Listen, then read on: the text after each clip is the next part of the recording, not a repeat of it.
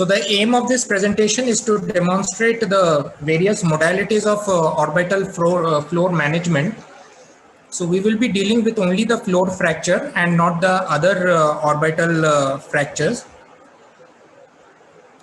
So fractures of the orbit are very common, yet it is a challenge to manage. And isolated orbital fractures are encountered in 4 to 16% of all facial fractures.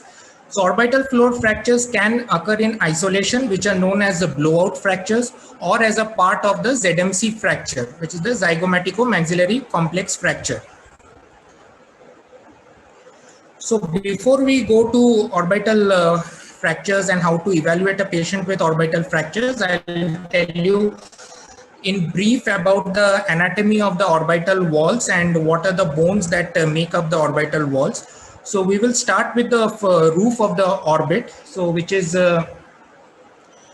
formed by the orbital process of the frontal bone and the lesser wing of the sphenoid, which is at the apex, and the orbital roof. It separates the orbit from the frontal sinus anteriorly and the anterior cranial fossa, it is posteriorly. Coming to the lateral wall of the orbit, so it is formed by the greater wing of the sphenoid and the zygomatic process of the frontal bone and the orbital process of the zygomatic bone. So the thinnest part of the lateral wall, it is the zygomatico-sphenoid suture, and at the junction of the lateral wall and the orbital roof lies the superior orbital fissure, whereas the inferior orbital fissure, it separates the lateral wall from the orbital floor. So more specifically, so the inferior orbital fissure, it separates the greater wing of the sphenoid, which forms the lateral wall, from the orbital floor. And the lateral wall is the strongest wall of the orbit.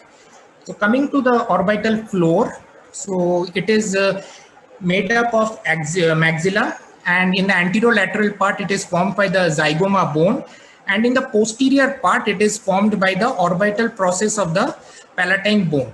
Now, I'll deal in detail why I have mentioned this orbital process of palatine bone in the subsequent slides. So this is the floor, and as we have, and it's important for us to know which is the thinnest part and the thinnest part of the orbital floor. So the thinnest part of the orbital floor is medial to the infraorbital canal, and that is the most common part where you get the blowout fractures. And we have already discussed that the orbital floor is separated from the lateral wall by the inferior orbital fissure. So this orbital process of the palatine bone, why I have mentioned it is because it is a very strong bone, and in all the fractures, blowout fractures of the floor, this bone, this palatine bone is very rarely fractured, and so we can anchor our implant over the palatine bone. So that's why it has been mentioned here. And one more structure we should be careful about during the surgery is the infraorbital canal, which I have told, which transmits the infraorbital nerve. So if we damage it, so there will be a loss of sensation over the infraorbital nerve supply area. And also one more important structure is in the anteromedial part of the floor, you have the origin of the inferior oblique muscle. So that muscle we will encounter during the surgery. So any damage to the inferior oblique muscle will lead to, since it is very vascular, it will lead to a lot of bleeding during the surgery.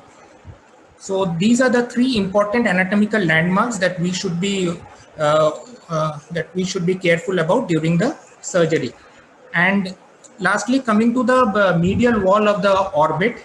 So the medial wall of the orbit is formed by the orbital process of the maxilla, sphenoid, lacrimal, and the ethmoid bone. So this is the it is just opposite to the lateral wall being the strongest. This is the thinnest bone. As maximum portion of the medial wall of the orbit is formed by the lamina papyracea of the ethmoid bone, and the remaining portion of the medial wall is being formed by the body of the sphenoid. So here the ethmoid joins the orbital roof at the frontoethmoidal suture line. So frontoethmoidal suture line, which marks the floor of the anterior cranial fossa, and it is at the level of the cribriform plate. So this is in brief about the orbital wall, anatomy of the orbital wall. This picture is showing, the red line is showing the most common areas where you can encounter orbital fracture.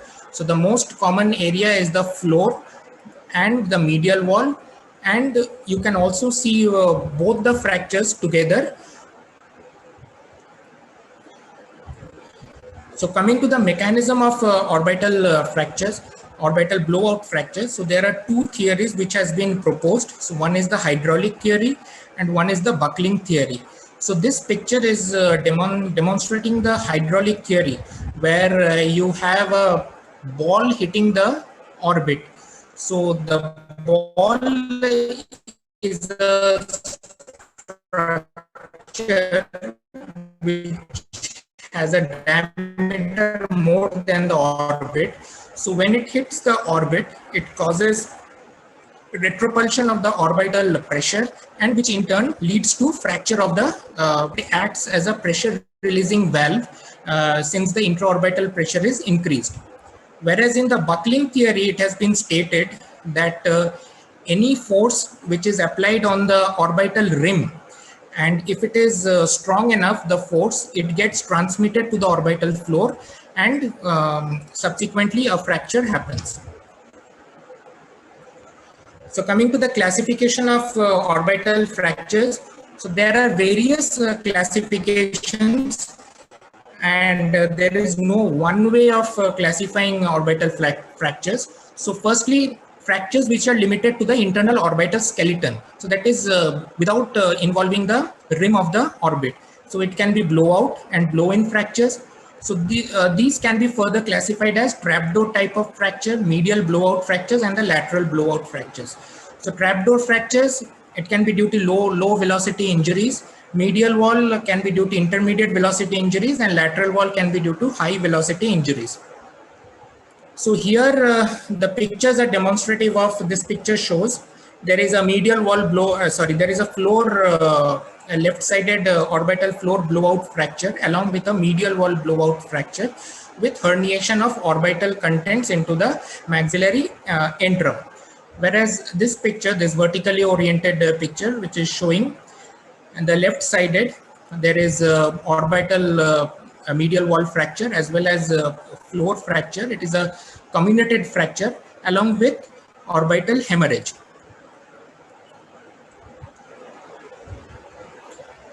Then coming to the classification which involves the orbital rim along with or without the internal orbital skeleton involvement. So these fractures can be subclassified as inferior rim fracture, superior rim fracture, lateral rim fracture, and rim fracture in association with fractures of the internal orbital skeleton. So the fourth type is the most common type that you will encounter. Then fractures of the orbit can be associated with other facial bone fractures. So which can be classified as ZMC fracture, a naso-orbito-ethmoid fracture, frontal sinus fracture, a Lefort-2 fracture, Lefort-3, and orbital apex fractures. So here these are some of the pictures which are demonstrative of the classification that I have just told. The first picture shows a medial wall fracture as well as a floor fracture with herniation of some orbital contents along with ethmoidal hemosinus and maxillary hemosinus, and there is a fracture of the lateral wall as well as fracture of the zygomatico-maxillary complex. Whereas the second picture is a 3D reconstruction picture which shows a fracture of the zygomatic arch.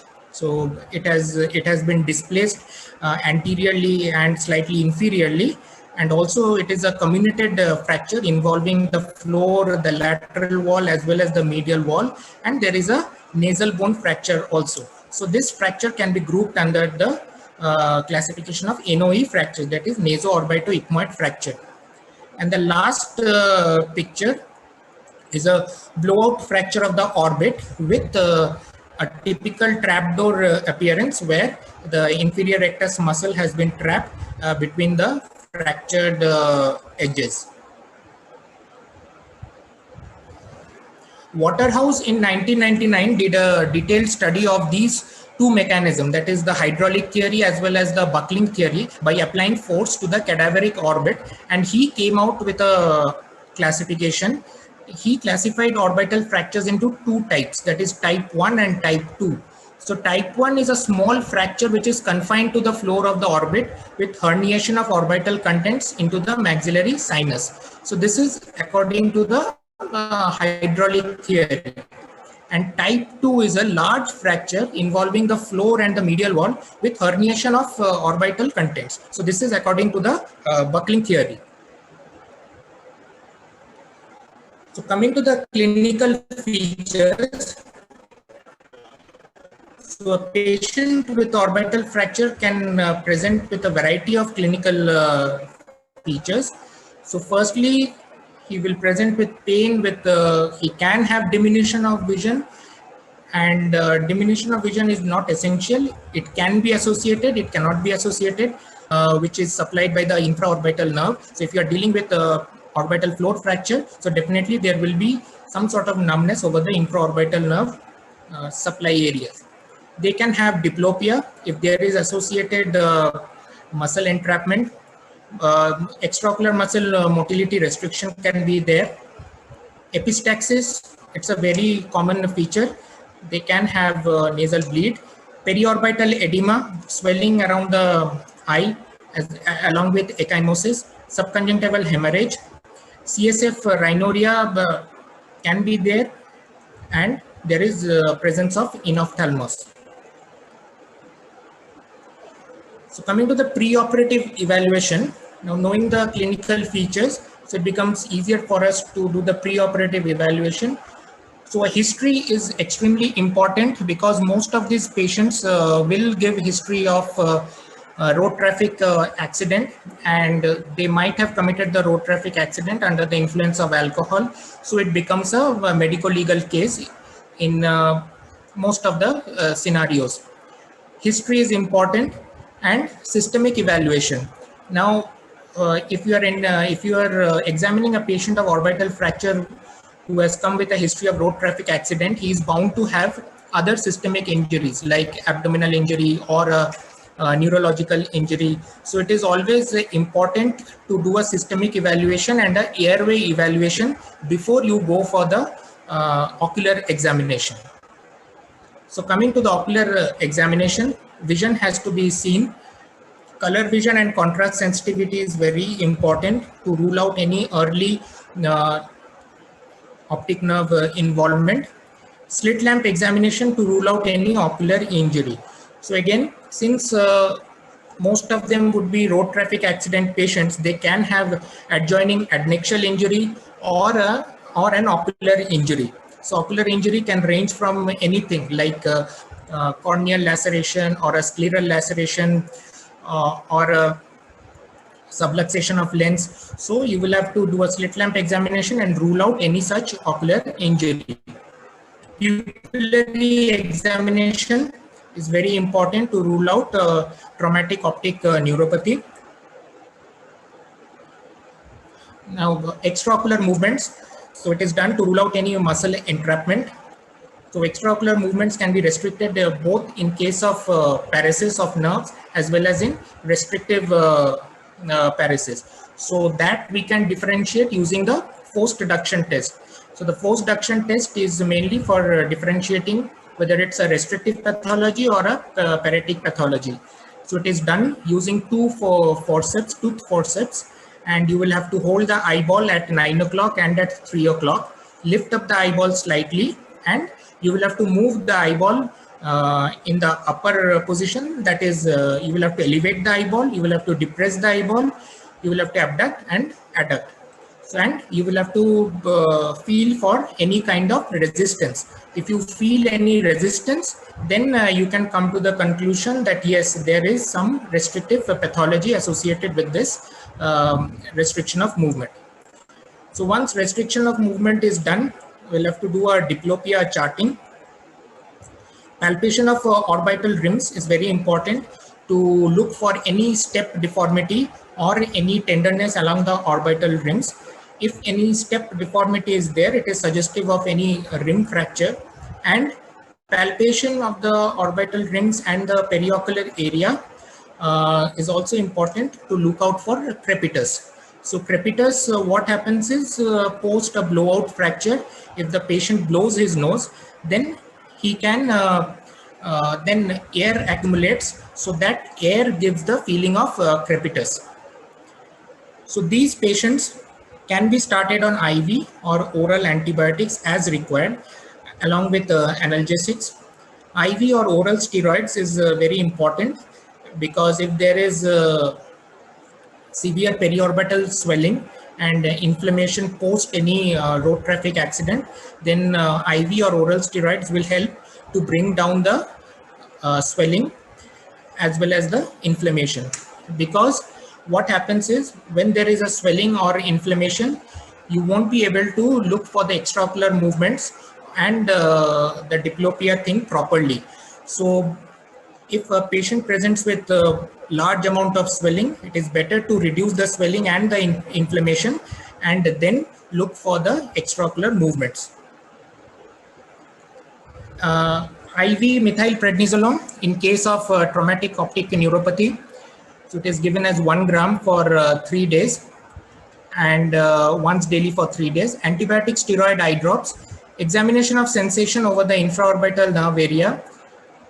We should also ask the patient regarding whether he is having any difficulty in chewing or not.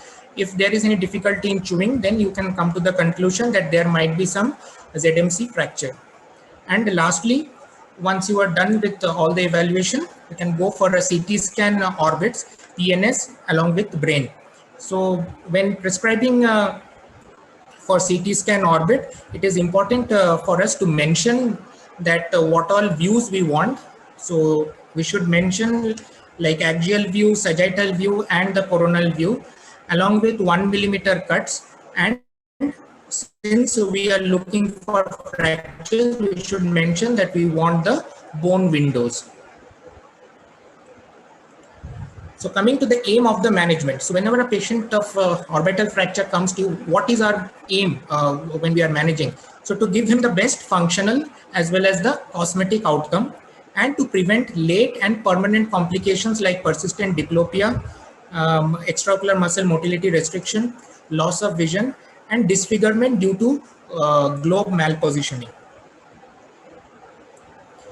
So the surgery protocol, so how to divide the patient, whether he should be in the observation category or a conservative management category, or whether we should take him up for surgery. So conservative management can be done for patients who have minimal diplopia but not present in the primary gaze. They have good ocular motility. There is no significant enophthalmos or no significant hypoglobus. So these patients can be observed. And immediate repair. So immediate repair, there is also another way of managing, that is within 2 weeks. So immediate repair is required for patients who are having non-resolving oculocardiac reflex with entrapment causing nausea, vomiting, and syncope. There is early enophthalmos or hypoglobus causing facial asymmetry, and which are white-eyed floor fractures. So white-eyed floor fractures with entrapment are mainly seen in children.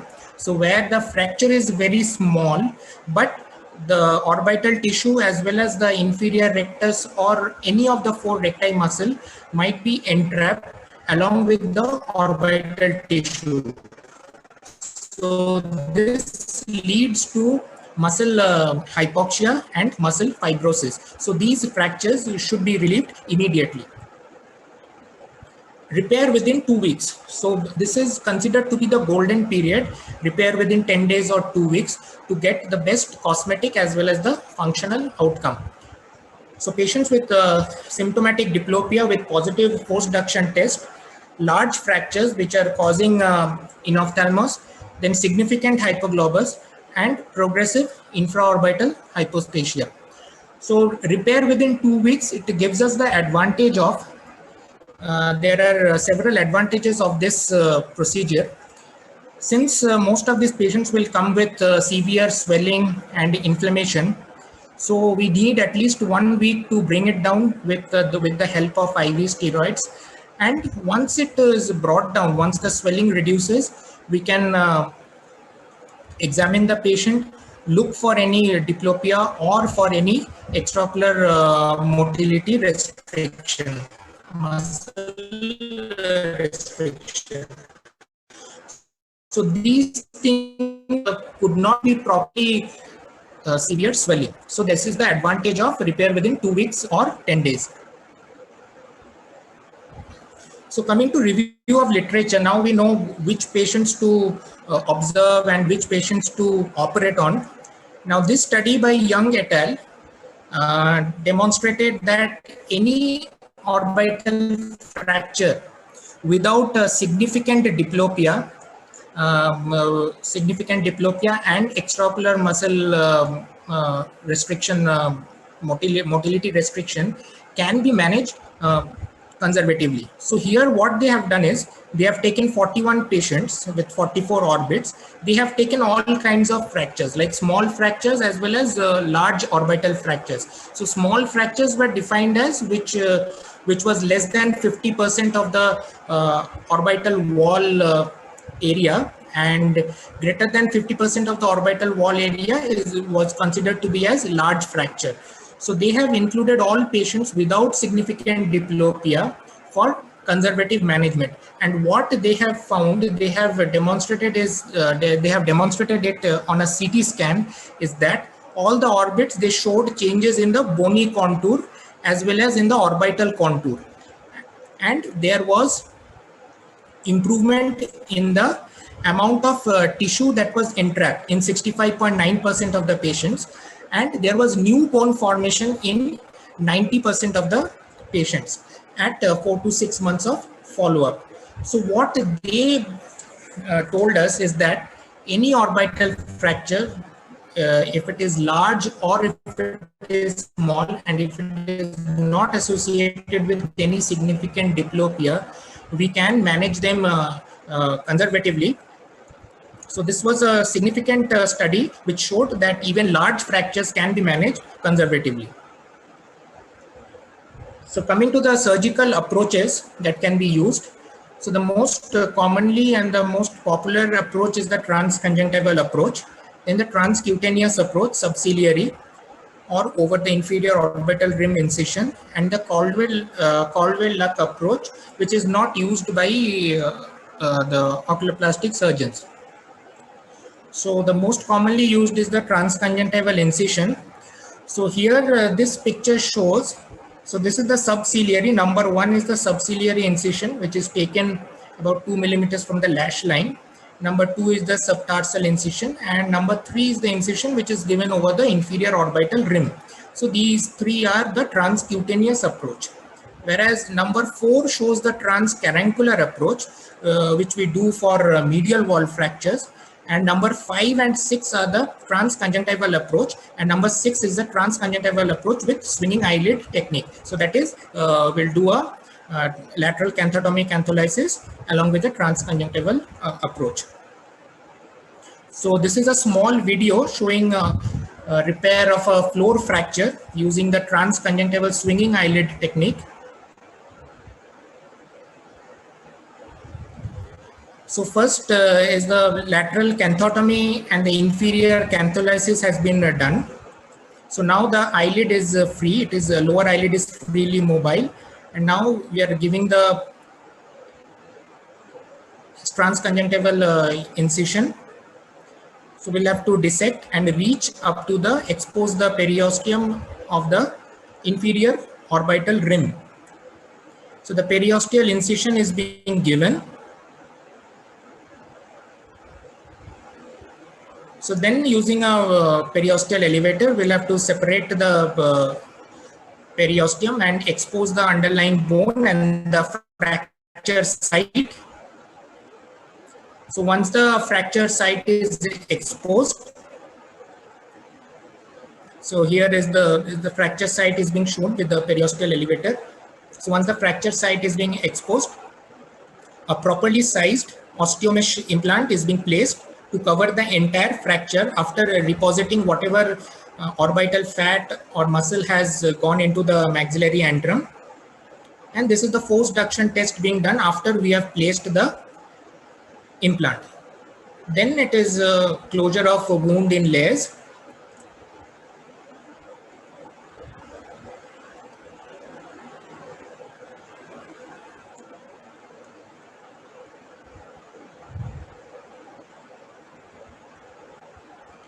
So what are the advantages of transconjunctival approach? So it provides better cosmesis, nil to minimal chances of ectropion or lower lid retraction. And the disadvantages are there might be symblepharon formation or corneal abrasions during the surgery. So the transconjunctival approach has become the most popular approach, as has been told by both these studies. So here in the first study, the usefulness of a transconjunctival approach. So what they have done is they have compared the transcaruncular approach as well as the transconjunctival approach in terms of the amount of exposure that they gave. So what they concluded is that a transconjunctival approach is very good for repairing the orbital floor fracture as well as the medial wall blowout fractures which are involving up to the middle of the medial wall, not the superior part of the medial wall. So if a fracture is there in the superior part of the medial wall, you might need a transcaruncular approach, but up to the middle part of the medial wall, you can do with the transconjunctival approach. And in the second eyelid, so what they have done is they have used the transconjunctival approach and they have recorded the MRD2 measurement pre-op as well as post-op. So what they found that there was no significant change in the MRD2 measurements in the pre-op as well as in the post-op phase. So that shows that the transconjunctival approach doesn't give rise to ectropion or any lid scar or any retraction, lower lid retraction. So some surgeons prefer the subciliary transcutaneous incision. So the only drawback of this approach is that post-operatively patients may develop ectropion or inferior scleral show. So what are the advantages? So it is easy to perform, give wide access to the floor of the orbit, but the disadvantages are visible scarring, ectropion, and the lower lid retraction. Now, in this study where they have compared the transconjunctival and the subciliary perspective, where they have measured the MRD2 measurements. So what they have found that subciliary is much more prone to give rise to visible scarring and ectropion. So that's why the transconjunctival approach has become the swinging eyelid approach has become the most popular approach. So the important surgical points, so one should remember while repairing a orbital floor fracture is, it is very important to visualize the entire fracture margin prior to implant placement. So what does it mean? You should visualize the entire fracture from the anterior part to the posterior part. It is very important to identify the posterior edge of the fracture. Implant should be placed subperiosteally. The implant should cover the boundaries of the fracture without any residual tissue, orbital tissue herniation. So the implant should be properly sized, and then only it should be placed in the orbital cavity, and it should cover all the boundaries. Especially it should reach up to the posterior posterior edge of the fracture, and there should not be any residual orbital tissue in the maxillary antrum. So all the tissue should be reposited, and then only the implant should be placed. The implant should rest at least 3 to 4 millimeter posterior to the anterior orbital rim, but more importantly, it should cover the posterior edge of the fracture. The implant should not protrude into an adjacent sinus or the nasolacrimal duct. The edges of the implant should be smooth following customization. So this problem is mainly encountered with titanium implants. And if force duction test is repeated after implant placement and it appears to reveal some restriction, the implant should be removed and resized or repositioned. So the post-operative protocol, so analgesics and antiemetics, monitoring of the extraocular movements, there should be diplopia charting, and the patient should ideally be followed up at 1 week, 1 month, 3 months, 6 months, and at 1 year post-op ideally. Vision monitoring is very important in the post-operative phase. Pupillary examination, IV or oral antibiotics for 5 days or a week. IV or oral steroids should be tapered over a period of 2 to 3 weeks. There might be some persisting diplopia or extraocular movement restriction, especially in the immediate post-operative period, mainly because of the swelling and the orbital inflammation. So that should be taken care of by this IV or oral steroids. And after 1 week or 2 weeks, the diplopia as well as the motility restriction should resolve following a proper orbital surgery. And CT scan. So CT scan can be done to look for proper placement of the implant. So only titanium implant is radio opaque, so that can be seen on CT scan. But the other two implants, which we will discuss about in the subsequent slides, porous polyethylene and osteomesh, they are not seen on the CT scan. So what are the complications? So there can be hyperglobus, may result from implant stacking using too thick or too large an implant. Problems with the implanted material, there can be infection, extrusion, cicatricial eyelid changes. So how to prevent all these things? So we should do a gentle manipulation of the orbital tissue. Undue pressure or traction on the globe should be avoided, and meticulous hemostasis should be done during the surgery. Headlight aided direct visualization can minimize the risk of injury to the optic nerve, retrobulbar hemorrhage, and orbital edema. And properly sized, shaped, and positioned implants inserted under direct visualization should be done. So coming to implant, what all are the implants that can be used? And so firstly, we should know what is an ideal orbital implant. So it should give good structural support over the defect and be non-reactive, so that is inert. It should be well tolerated by the surrounding tissue.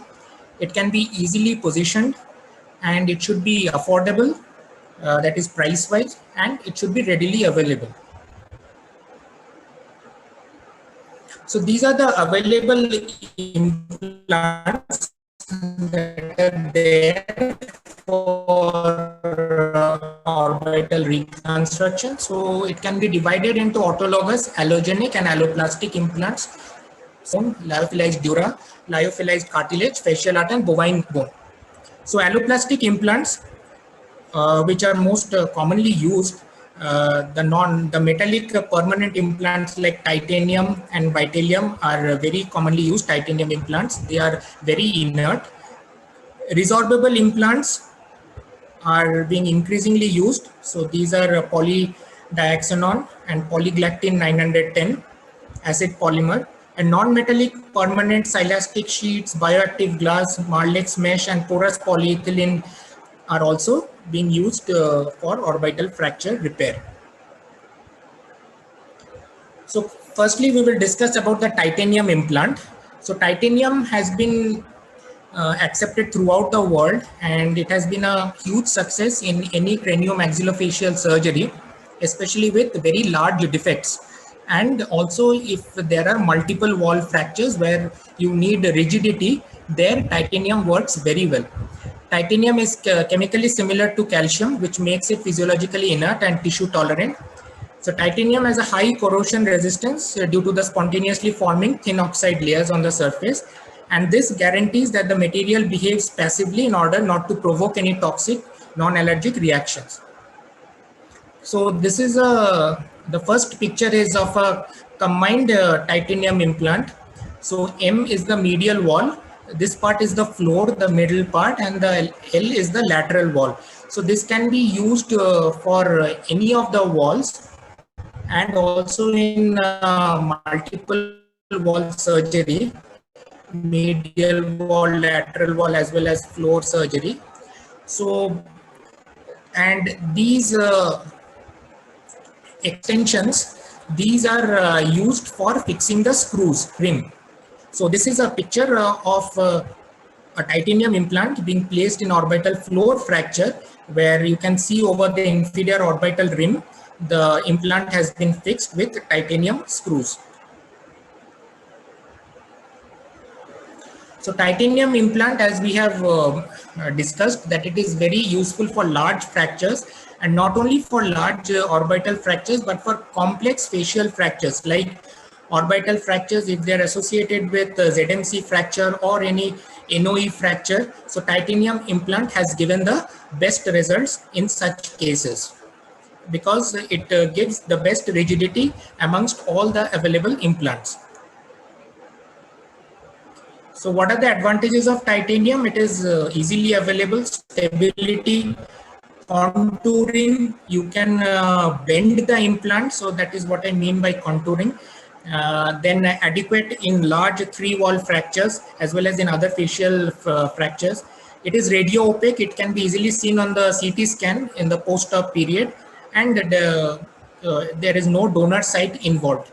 And what are the disadvantages is possible sharp edges if not properly trimmed. And it is a permanent implant. We don't remove the implant, and the implant also doesn't get absorbed. So it remains permanently inside our body. So this is the second implant, porous polyethylene. So the smooth surface of the porous polyethylene allows tissues within the orbit to move around freely. And connective tissue and vascular components can grow into the pores, which provides great biocompatibility. So this is the mechanism of action once you place a porous polyethylene implant in an orbital fracture.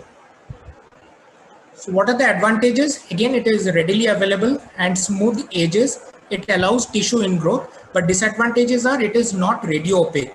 So it can't be seen on CT scan in the post-operative period, and there is lack of rigidity.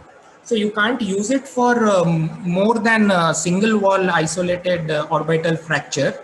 So, and also another disadvantage is that it can't be bent as freely as titanium implants. If you try to bend it, it might break the porous polyethylene implant. So contouring is difficult. So porous polyethylene implant has been used for orbital floor reconstruction, and it has given very good results in isolated single wall fractures. Now, there has always been a debate about that this implant has high rates of extrusion, but what this study says that if you size the implant properly, and even without sticking the implant with a glue, you can achieve good results without extrusion. They didn't have any extrusion because they took particular care while sizing the porous polyethylene implant before putting it into the orbital cavity. So another implant is the composite implant, which is a titanium plus porous polyethylene implant. So it provides the advantage of titanium as well as the advantages of porous polyethylene. So titanium mesh offers the advantage of high strength and stability, easy contouring, and radio opacity in post-operative imaging, whereas porous polyethylene implant, they have a smooth surface and it allows tissue ingrowth. Now, this is the implant which has been which is becoming more and more popular, the OsteoMesh. So what is this is made up of biodegradable polymer. It is known as PCL. So the full form is polycaprolactone, and it is a biodegradable implant. So what happens is they have the advantage of alloplastic as well as autologous implants. So it is easy to contour as these are thermolabile implants. They provide the mechanical integrity while the polymer resorbs. So it resorbs by hydrolysis, and there is no donor site morbidity. And it also allows tissue ingrowth like porous polyethylene implant. So it provides good support also. And because of the porous nature of the implant, the surrounding tissues can be absorbed into the pores via capillary action. So bioresorbable implants. So this is the only study which has come out from Singapore, where they have used bioresorbable implants for orbital fracture reconstruction. They have mainly used the, here it is mentioned, polycaprolactone, PCL. So what are the advantages is they have pointed out that they can not only be used for isolated single wall fractures, small fractures, but they can also be used for medium sized multiple wall fractures. So this is the conclusion that they have come out with. And also it is easy to contour, which is not the case with PPE implant. It provides mechanical integrity, which is again better than porous polyethylene implant, and there is no donor site morbidity.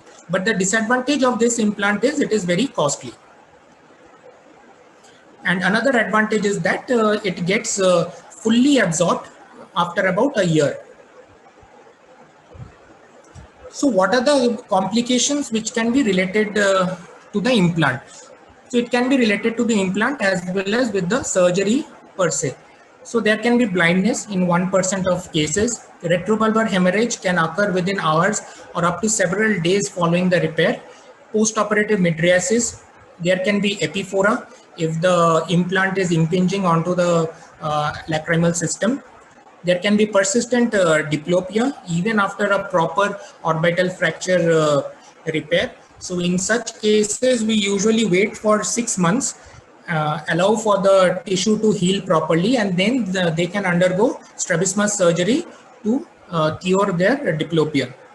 And there can be cicatricial lower lid retraction. So this is one more complication associated with implant, that is the implant extrusion. So coming to one of the recent recent advances of orbital fracture repair is the computer assisted navigation in orbitofacial surgery. So here this is a review article where they have shown that computer assisted navigation guided surgery can be very helpful in cases of maxillofacial fractures which extend up to the optic canal. And they have also done this surgery in cases of optic canal decompression. So what is the advantage is that it allows you to plan in detail pre-op. So you can easily make stereolithographic models, and then you can have a real-time guidance while you are executing your pre-operative plan. So this is the advantage with this procedure. And also when you are dealing with structures near the optic canal, so it also helps you in understanding which structure you are touching, which structure you are not touching. So that is also an advantage. But the disadvantage of this procedure is the high cost of this procedure, and it has a steep learning curve also. So conclusion, orbital fracture repair is challenging. Shorter injury to operation time gives the best results cosmetically as well as functionally. Titanium is excellent for large fractures. Porous polyethylene and bioresorbable implants are good for small or medium-sized isolated orbital wall fracture, and a multidisciplinary approach is often necessary in such cases. Thank you.